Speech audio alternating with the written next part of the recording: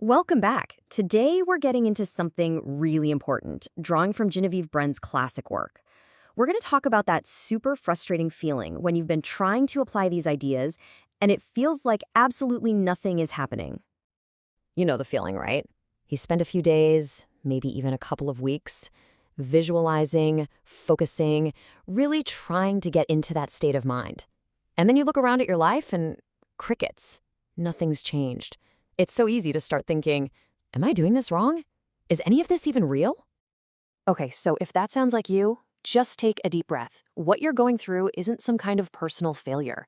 It is a totally normal, predictable stage of the process. In fact, it's so common, we can give it a name.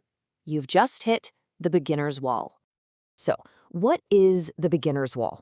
Well, it's that gap, that tough period where all the work you're doing on the inside hasn't quite shown up on the outside yet. And really understanding why that wall exists is the absolute key to getting over it. So in this explainer, we're going to cover three things. First, we'll look at the main reason this wall pops up in the first place. Then, we'll cover the one core principle that can completely dissolve it. And finally, I'm going to give you a super simple practice you can literally do today to get your first real breakthrough. Let's start with what I call the progress paradox. And it's a little counterintuitive, but the very thing that most of us do to try and make results happen faster, well, it turns out it's often the exact thing that's stopping them from happening at all. Genevieve Brenn had a great name for this. She called it mental hurry. Now, this isn't about thinking quickly. It's more of an anxious, fear-based feeling, that constant need to peek, to check, to ask, is it working yet? How about now? And that feeling of hurry, which really comes from a place of fear and doubt, it just wreaks havoc on your focus. It's like trying to take a crystal clear photograph with a shaky hand. The blueprint you're trying to hold in your mind just becomes a blurry, scattered mess. It's really all about our instincts, right? Our first instinct is to constantly check for results. We try to force the feeling we think we're supposed to have. And when nothing happens fast enough, we jump to a different goal. But look at the result. It scatters your focus, it creates all this inner resistance, and it ends up giving a muddled, distorted blueprint for reality to work with. Let's make this even simpler. Imagine you just planted a seed in a pot. If you keep digging up the soil every few hours to see if it's sprouting, what's going to happen? You'll kill the seed. It's the exact same thing here. Constantly checking for the outer result collapses the inner cause before it ever has a chance to grow. Okay, so if that frantic mental hurry is the problem, what's the solution? Well, it's not about trying harder or forcing it more. It's actually about becoming more stable. And this is what we're going to call the stability principle. The stability principle isn't a magic wand. It's a discipline. It's the simple, conscious practice of holding a steady and unwavering inner cause, that mental picture and its feeling, so you're giving a consistent, clear pattern. Think of an old school slide projector.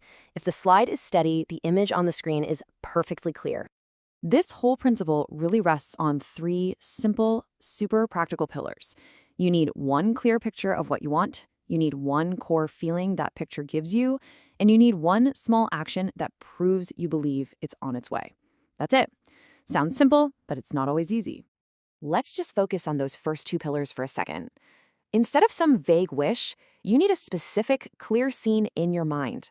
And instead of trying to feel a whole bunch of different emotions, you just identify the one single core feeling that scene gives you. Clarity and simplicity, those are your best friends here. This all sounds great in theory, but what does it actually look like day to day?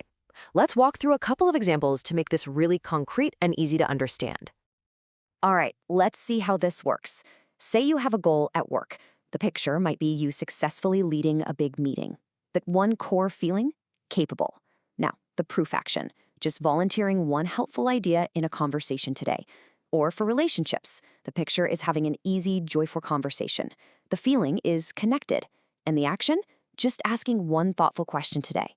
See how small and doable those actions are? They're not the final goal. They're the proof that you're already aligned with it. And this is absolutely the key. That small, aligned action is what makes this whole practice so incredibly powerful. It's the physical evidence you give to yourself and to the universe that you already are the person who has the thing you desire. It literally bridges the gap between the invisible and the visible world. Okay, now let's wrap this all up into a simple little protocol you can use right away to create your own breakthrough. And listen, this isn't about manifesting a new house by tomorrow. This is about creating a real, profound internal shift today. We're calling this the Beginner Breakthrough Protocol. It's designed to be quick, simple, and really effective at teaching your body and mind what that feeling of inner stability is actually like. So here's your mini practice for today. First, choose something small and simple. I'm talking finding a good parking spot or having a nice chat with someone at the grocery store. Second, form one clear picture of it happening. Third, name the one feeling it gives you, maybe ease or flow. Fourth, identify one tiny proof action. Maybe it's leaving the house 5 minutes earlier. And last, and this is crucial, take that action and then completely let go of needing the outcome. And remember, the real goal of this whole exercise isn't even about getting the parking spot. The goal is for you to feel that internal shift from anxious wanting to a state of calm, aligned acting. That feeling of stability, that is the breakthrough. That's the feeling you want to practice and get familiar with.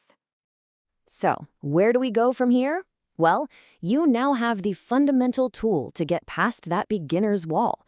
You understand that the goal isn't to chase results frantically, but to calmly and deliberately cultivate inner stability. The entire journey, the whole practice, is really just a shift from one state to another, moving from anxious seeking to calm acting. That is the essence of this entire work. So what we've covered today is truly the foundation. Getting a handle on this stability is everything. In our next explainer, we're going to build right on top of this and tackle the next big challenge. What do you do when doubt starts to creep back in, or when things seem to be taking a long time? And of course, if you want to go over this idea again, or check out the other principles from Barron's work, you can find the entire Your Invisible Power series right in our playlist. The key isn't just knowing this stuff, it's living it. So my question for you is, what's one small proof action you can take today?